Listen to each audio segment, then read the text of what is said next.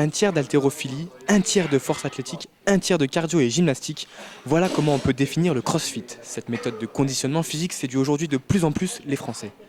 Je pense qu'il y a une certaine mode en ce moment avec tout ce qui est Spartan Race et tout ça, donc ça devient un petit peu à la mode de s'entraîner comme ça avec des mouvements fonctionnels.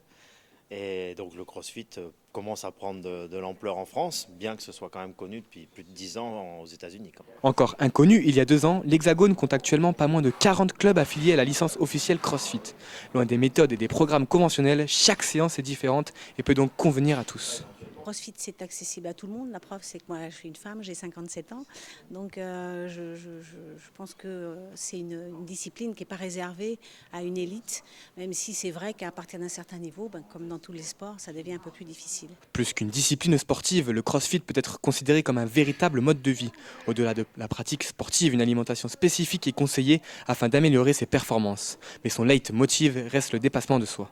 Qu'on soulève 100 kg ou qu'on en soulève 10, l'idée c'est de se donner à bout et puis d'arriver à quatre pattes à la fin, quoi. Preuve de l'efficacité de cette méthode, le CrossFit est aujourd'hui utilisé par des corps de métier comme la police, l'armée ou encore les pompiers.